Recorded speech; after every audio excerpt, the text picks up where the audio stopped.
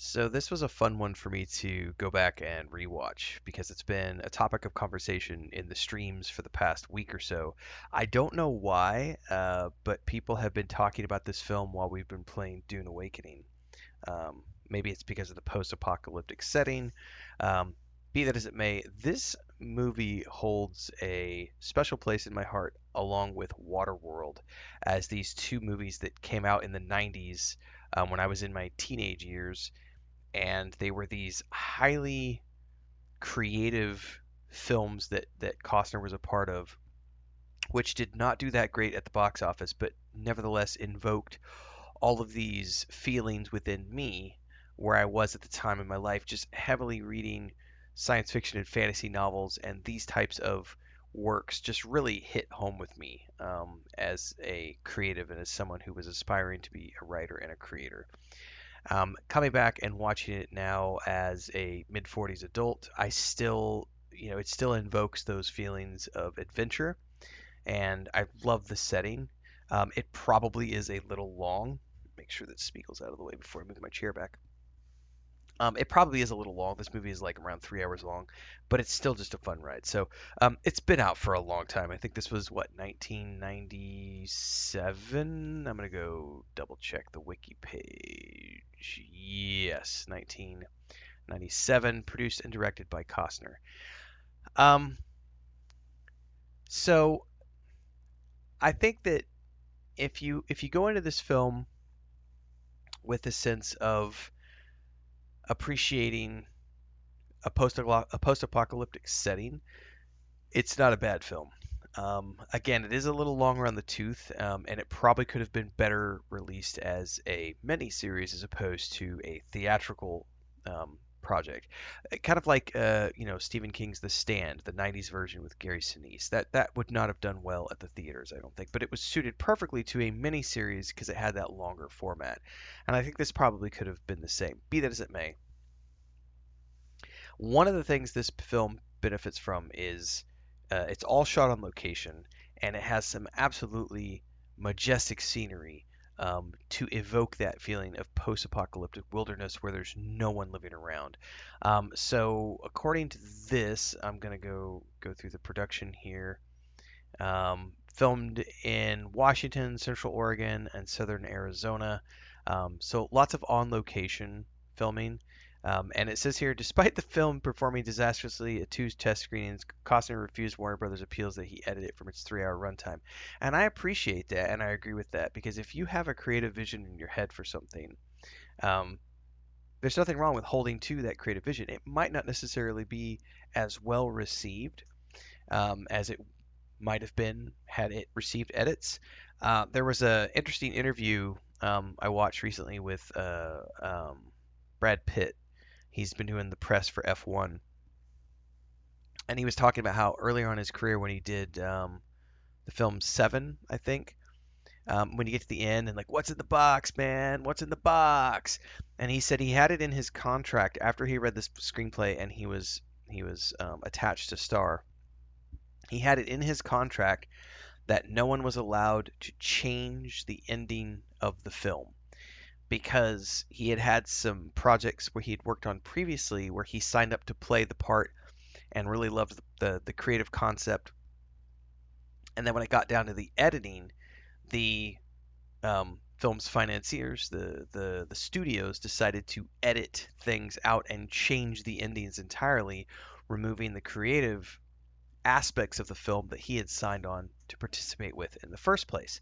So he had it in his contract, and he was saying that sure enough, when it came down to the end of the line and they did the test screenings, there were studio executives who were like, "Yeah, man, but wouldn't it be like they knew he had it in his contract, and they still tried to convince him, like, yeah, man, wouldn't it have been, wouldn't it be better if we'd had this in the box instead? Because then that would make him be more like a good guy, and it'd make you more likable as a character, and that's gonna make it do better at the box office." And Pitt was like, "No, man, that's why I signed the contract that said you're not allowed to change the ending." So, for better or for worse, Costner has done some really amazing projects over the years as a director, and he's done some projects that have not done so well as a director.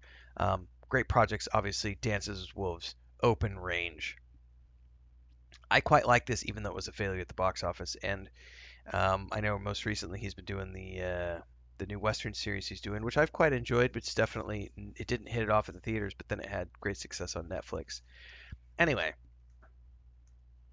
kudos to him for sticking to his creative guns on this. So the post-apocalyptic setting here is that it's a world where a civil war has happened. Basically, there was a farmer who rose up against the government, got a bunch of grassroots nut jobs with guns to follow him, and they overthrew the U.S. government.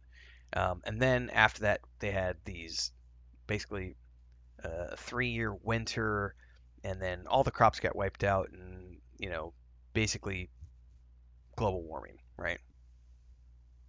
And in the wake of that, we have this wasteland where people live off in these walled off communities, and one of the commanders of the army of the psychopath who took down the government, that guy died, and one of the leaders of that army is now running around and basically demanding um, taxes from all these peasants. That character is played by Will Patton.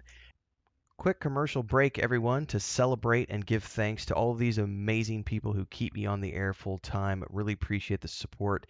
All you got to do is join as a member. You get access to private videos. You can also do super thanks on any upload or super chats and stickers on any live stream or premiere you see. And beyond that, don't forget we're multi-streaming over on Twitch now, so you can support over there as well. Thanks so much to everybody. Let's get back to the video at hand. And I think this is the first film I can remember seeing Will Patton in something in.